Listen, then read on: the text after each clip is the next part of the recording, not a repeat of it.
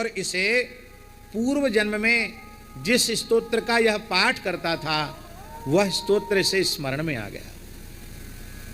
इससे एक बात सिद्ध होती है महाराज जी कि प्रत्येक मनुष्य को कोई न कोई एक पवित्र स्तोत्र का पाठ जरूर करना चाहिए प्रतिदिन,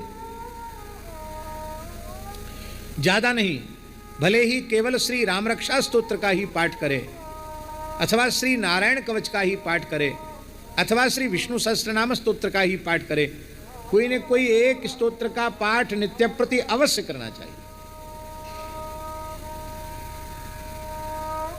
अब देखिए, पूर्व जन्म में इसने जिस स्तोत्र का पाठ किया था उसको हाथी के योनि में, हाथी के शरीर से उस स्तोत्र की स्मृति आ गई और उस स्तोत्र की स्मृति ने ही गजेंद्र का उद्धार कर दिया। महाराज, उद्धार के लिए मनुष्य की योनि जरूरी होती है।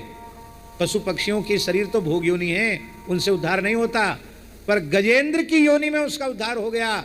साक्षात वैकुंठनाथ भगवान उसको वैकुंठ लेकर के गए। ये किसका फल था? ये पूर्व जन्म में एक स्तोत्र का पाठ करता था, उसका फल था।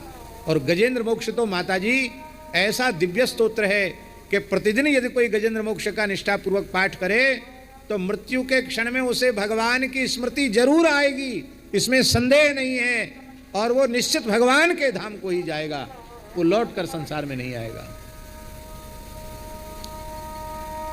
आप लोग देख लें, संसार में बड़े बड़े संकट लोगों पर आते हैं, चाहे जैसी असाध्य विपत्ति हो, संकट हो, आप गजेंद्र मोक्ष का पाठ करने लग जाओ अथवा किसी पवित्र संध्योपासन संपन्न पवित्र सदाचारी वैदिक ब्राह्मण के द्वारा संकल्प करा करके आप अनुष्ठान करवाओ, गजेंद्र मोक्ष का पाठ कराओ, तत्काल समाधान मिलेगा, असाध्य से असाध्य संकट की निवृत्ति हो जाएगी। ये गजेंद्र मोक्ष की बड़ी भारी महिमा है। कोई न कोई एक स्तोत्र जरूर पाठ करना चाहिए, भले ही राम रक्षा ही करो, पर रोज करो जरूर।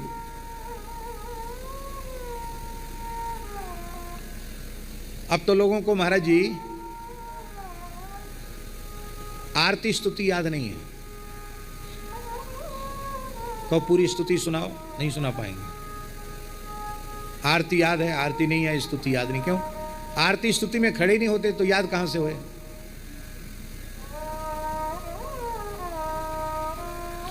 हरिद्वार में एक स्थान में हम बैठे थे, बाराघाट वाले महंत जी भी थे और भी कई लोग थे।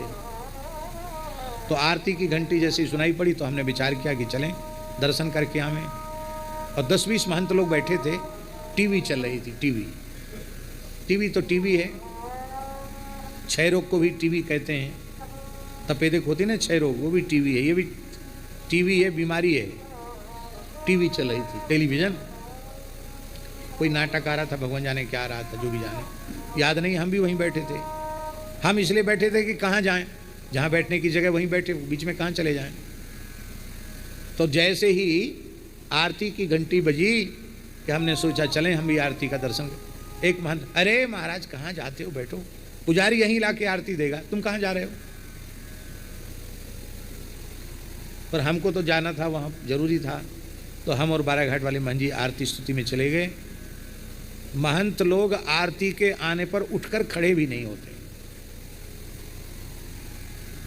शरीर में कोई असुविधा हो, रोग बीमारी हो, अशक्ति हो, तब तो बात अलग है, अन्यथा शरीर में सामर्थ्य है तो आरती स्तुति का शब्द श्रवण करते ही लाख करोड़ काम छोड़कर भगवान की आरती में खड़े होना चाहिए, भगवान की स्तुति में खड़े होना चाहिए।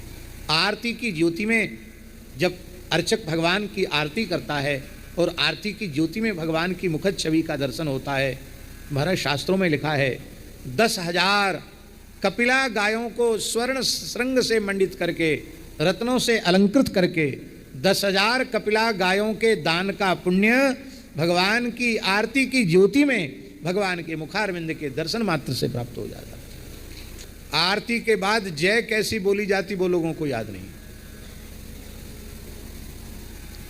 ऐसा नहीं कि आप अपने मन से चाहे जो जय बोलो। सैकड़ों वर्ष पहले 4 संप्रदाय ने बैठ करके निश्चय किया है कि पूरे 4 संप्रदाय में भेष में आरती स्तुति के बाद यही जय बोली जाएगी, लेकिन उस परंपरा का भी लोग पालन नहीं कर रहे हैं।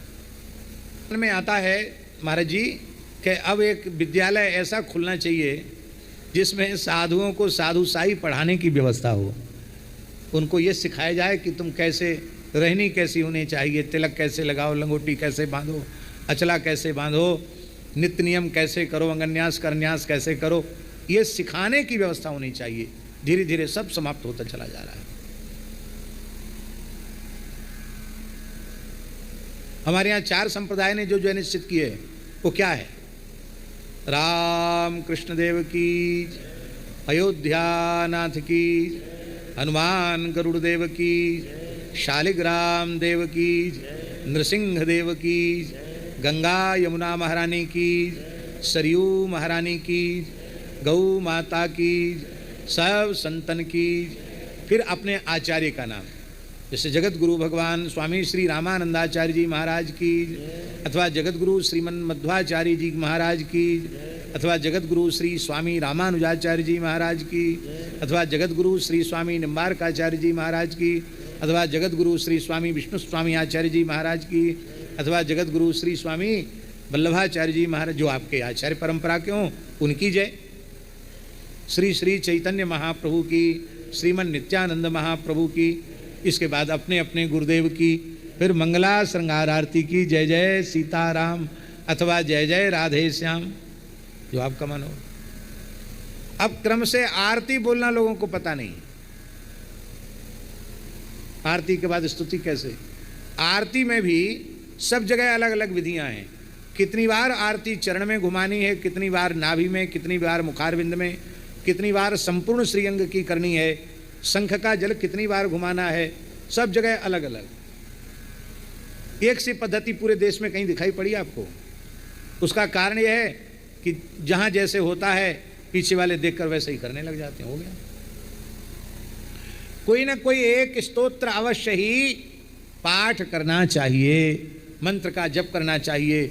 इसी को माताजी भक्ति का बीज कहा जाता है।